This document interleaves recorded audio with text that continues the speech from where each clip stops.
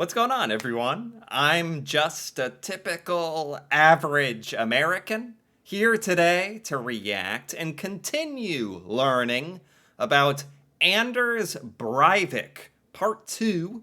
If you haven't seen Part 1, feel free to go check that out or stay right here. But in Part 1, I think the biggest thing I learned about this whole story is it's so much worse and so much sadder than I ever imagined. This is true. This must be the worst tragedy, as in terror attack by an individual, mass murders by an individual in Norwegian history. I hope this is the worst because this is unthinkable. It is. I had not ever learned about the details of this, of Anders Breivik and what he did, but in part one, I learned killed 77 people, one with a van bomb, 69 in a mass shooting. I learned about his kind of twisted upbringing as a child, strange man. A lot of people around him thought he was odd and lacked emotion or compassion. Warning signs are there, possibly, and he spent years preparing for the day he would enact his plan. I'm still not sure what his motivation was for all of this, other than, of course, he is insane and mentally deranged and despicable. But other than that, what in his mind his reason for doing this was, oh man, yeah, it's been quite heavy, quite sad, and I have gotten to the part where in this story of what he did in his life, he has amassed weapons, guns, explosives, and he is basically ready to start his attacks, which is what I'm going to read about and learn about today. So, I don't know. There's no real way to be prepared for learning about something like this, so let's just get to it. On July 2011, Breivik detonated a fertilizer bomb outside the tower block housing of the Prime Minister's Jens Stoltenberg in Oslo, outside the office of the Prime Minister in Oslo, which killed 8 people, blowing up that van. What was the purpose of that? Just to cause chaos? A distraction, perhaps? Because then he went to some island somewhere where he killed a lot more people.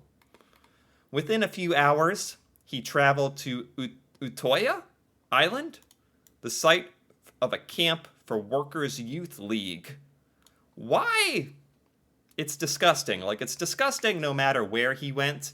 But why this island? Why a youth league? I assume that means there's young people, maybe even children, present. What a coward. That's the group of people he targets. It's some kind of camp, Workers' Youth League, coward.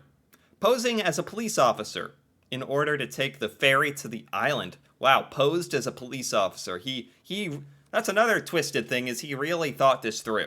This was not some random, just poorly thought out plan of passion. He really thought this through. And then fired intermittently for more than an hour, killing 69, with one victim as young as 14. 14. Beyond sad. Arrest. Okay, so they did arrest him. That's one of the questions I had in part one was, is he dead? I wouldn't have minded. I would not have minded if they had to take him down during his massacre. But apparently he was captured. When the police tactical unit Delta arrived on the island and confronted him, he surrendered without resistance. I wish he had resisted. Then that might have given them a reason to fire back at him, like he had been doing for an hour to 69 people, helpless people. So he gave up. He surrendered. So he did not plan on dying during this. He went, did the thing, and was captured. Now I just wonder, where is he today? What is the sentencing? Norway does not have a death penalty, from what I understand. So where is he? After his arrest, he was held on the island and interrogated throughout the night before moved to a holding cell. Breivik admitted to the crimes and said the purpose of the attack was to save Norway and Western Europe from a Muslim takeover, and that the Labour Party had to pay the price for letting down Norway and the Norwegian people. Some kind of sick, politically motivated, politically twisted reasons. I don't know anything about the Norwegian Labour Party. They mentioned something about his mother or parents being part of the Norwegian Labour Party. In his mind, his deranged mind, he was saving Norway from Muslims and punishing the Labour Party. Okay. After his arrest, Breivik referred to himself as the greatest monster since Quisling? Who is Quisling? Norwegian military officer, Nazi collaborator. I mean, he is correct. He is a monster. He referred to himself as a monster. What a sicko. He's almost proud of being a deranged monster. He's like, I am the greatest monster. Like he's proud. Booking and preparations for trial. Okay.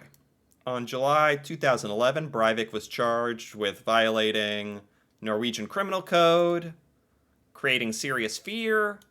I assume he was also charged with murder as well, both of which are acts of terrorism. So he was charged with terrorism, held for 8 weeks, and 4 in solitary confinement.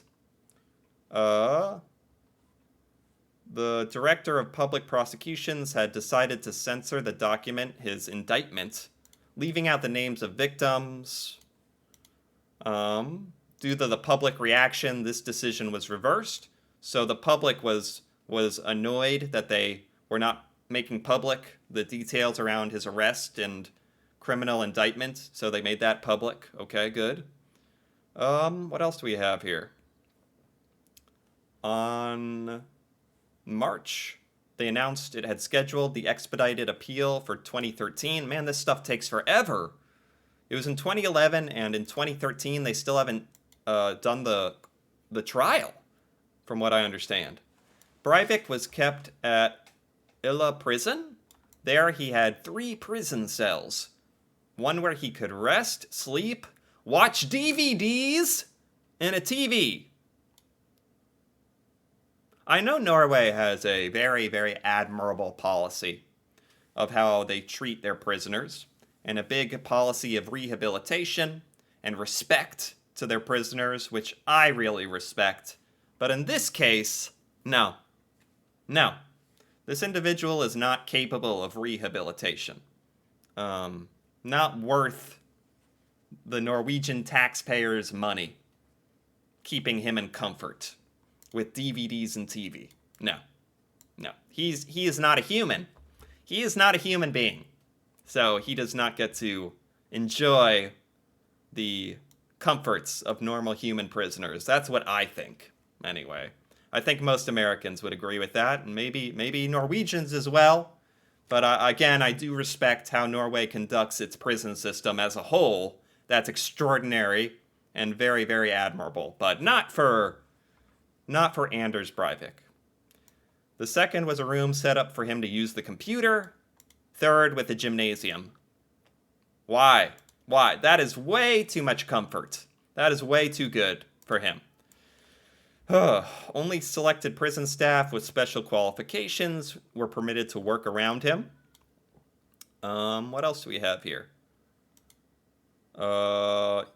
He devoted his time to writing back to like-minded people like him. He received inquiries from people.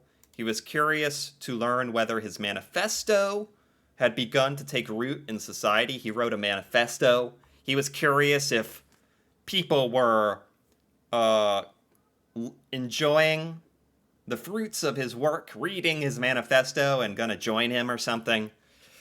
Breivik's attorneys, in consultation with Breivik, considered whether to have some of his interlocutors called to witness. Media requested to interview Breivik. The first was canceled following a background check of the journal.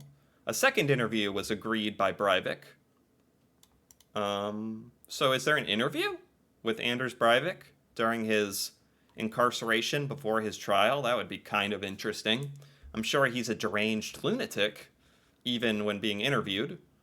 He underwent, psychiatric evaluation. Okay, so this will kind of determine because he might have tried to plead innocent by insanity. I don't know if that's a thing in Norway. In America, you can plead not guilty by reason of you're insane. Which Anders Breivik is clearly insane, but I don't think he deserves to be not guilty. He is definitely guilty. Breivik underwent his first examination by forensic psychiatrists. He is diagnosed with paranoid schizophrenia.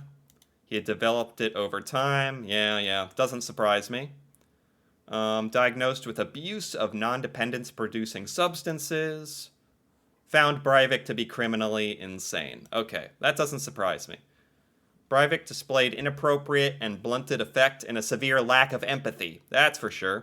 Spoke incoherently, acted compulsively, based on delusional, grandiose thoughts. Yep. Breivik thought himself as the future regent of Norway, master of life and death. Oh my god. Yikes. Had been chosen to save his people. Completely delusional, and should be kept away from humanity for the rest of his days, in my opinion. He described plans to carry out further executions of Category A, B, and C traitors by the thousands? Wait, he described plans to kill more people? Then, just by that alone, he should be locked away forever. No questions asked, of course. He already killed 77 people, so... Oh my gosh, and he thinks, basically he's saying he is the Grand Master of the Templars. He's here to save Norway. Ugh. His evaluation was fiercely debated by Norway's public health experts. And the definition of criminal insanity. Like, I know he's insane, but, and you know, that's too bad for him. Like, he probably didn't have too much say over whether his brain was destined to be insane and defective, but at the end of the day, he massacred 77 innocent people, and that's that. Has to go to jail forever. And it's tough to have any sympathy for him at all. Oh, man. What do we have here? I want to see the trial, honestly. He had a lot of psychiatric evaluations, huh? Sheesh. Pre-trial hearing. Breivik read a prepared statement demanding to be released and treated as a hero for a preemptive attack against traitors. Man, he is truly out of his mind. Wow. All right, trial and conviction. Began on 2012. Okay, so it took a year, not multiple years, in the Oslo courthouse. Oh boy. Breivik was adjudged sane. Oh, he was considered sane. Oh, wow. That means they tried him for the full, under the law of someone who is sane. And sentenced to preventive detention for 21 years? The maximum in Norway? What? No. Sentenced for 21 years, the maximum in Norway. I don't care if that's the maximum. There's no way someone who does what he did goes to prison for 21 years and gets to walk free one day. No way. With a minimum non-parole of 10 years. And he could get parole in 10 years? No. No, no, no. This sentence allows the court to continue Breivik's detention indefinitely. Okay. Okay. We're good. Okay. Okay. Okay. So he can be... They, like, reevaluate him and continue his detention forever if he's not fit to be released or something. Good. Good, good, good, good, good. 5 years at a time. Okay. As long as the authority deems it necessary to protect society. It's necessary. It's necessary for this man to be in jail forever to protect society. There is no doubt about that. No question. Breivik pleaded not guilty. He pled not guilty! Oh my god. He did not appeal the sentence, and the verdict was announced final. Good. Okay. Jail forever. Good. Many people share his conspiracy theory. Yikes. Yikes. Well, there's always going to be those out there who are equally deranged, I suppose. Sympathize. How could you ever sympathize with someone who did that? I tell you. Wow, this is so sad. It's so sad. It doesn't even feel that good that he is in prison. I assume he's still in prison. Here, we're going to talk about 2022. Good, good. I assume he's still in prison. Doesn't even feel that good. He got to do what his plan was. He took down over 70 people with him. And he thinks he's the savior of Norway. It's great that he was convicted and thrown in prison, but it does not feel like justice will ever be served for those who lost their lives and for those who were related to those who lost their lives and anyone affected by this whole thing. This man really thrusted himself into the lives of the Norwegian people and kind of hurt everybody. Everybody. He hurt everybody the day he decided to do this. And you can't ever take that back, but I am glad he's in jail. In 2022, January, a trial started in a courtroom to decide whether to reverse or uphold parole. There's no way he's ever going to be freed, I hope. Even when he's 97 years old, I don't want him to be free. Breivik had been indicted again in 2021. What do we have here? At the start of the trial, Breivik gave Nazi salutes to the judge and the courtroom. Oh my... This is 10 years later, and he's still giving Nazi salutes during his parole hearing. He testified he is still a Nazi and will continue to work for white power, but no longer wants to pursue it through violence. Oh, great. He says he is trying to register a Nazi party. Yeah, good for you. Good for you, Breivik. His lawyer said he wants Breivik to serve his prison sentence with one or more inmates. It would have to be with Philip Manshaws, so they would not injure each other. Who is Philip Manshaws? Philip Manshaws? A shooting at a mosque in Norway. Jesus. Okay, so another deranged Norwegian killer they would want to put him with. On day 2, they had other witnesses regarding possible activities to break up the monotony of Breivik's imprisonment or to decrease the predictable environment. She suggested that Breivik could take a day trip to the forest of Skien. Who cares if Anders is bored? Who cares if he is uncomfortable and bored in prison? Good. I hope he's bored. What the? Oh, man. It makes me a little worked up. Apologies. It gets me a little worked up. Too much sympathy towards someone like this. They had other witnesses come in about the prison's view that Breivik should not be paroled. Good. We will consider transferring Breivik to another prison with different conditions for serving the sentence. They might transfer him to another prison. Sure. On day 3, Starvik said it is a paradox that if Breivik is treated so badly in prison that he never gets better, then he will never be released. Okay. Okay. He can be treated badly and never released. That's okay. What are we saying? What else do we have here?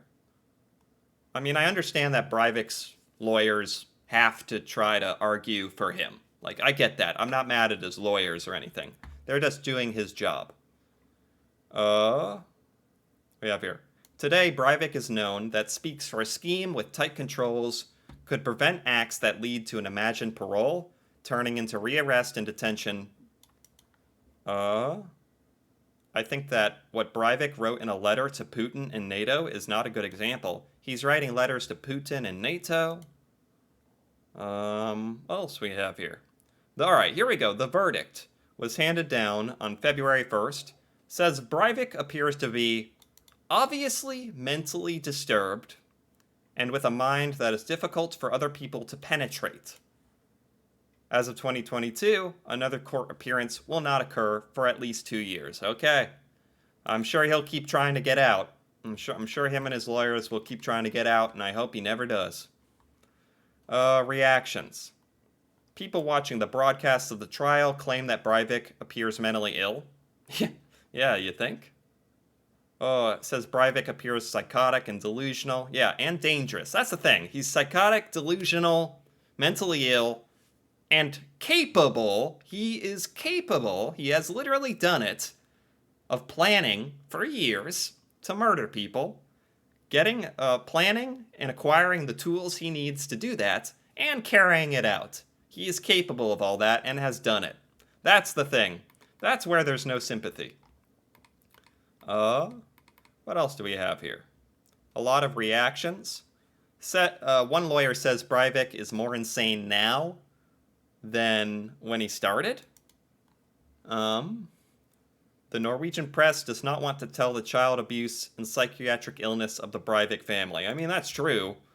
Like, there was a lot of abuse to Anders Breivik as a child, and his mom was kind of weird and mistreated him, but at the end of the day, he massacred people, and it's unfortunate what happened to him as a child, and that he's mentally ill, but what can you do? Prison life. He's been imprisoned at the SHS section, a high security prison. Okay. There's a little picture of it. Since 2014, Breivik has received visits from a prison visitor every 2 weeks. There's someone who visits him every 2 weeks. What the heck? A military major visits him every 2 weeks. That's very weird. His mother visited him 5 times. No other visitors have been granted access. He is isolated from other inmates. Probably rightfully so. In 2020, he had met a friend in prison. They played cards. But then that prisoner decided not to see Anders ever again. Even prisoners don't like him.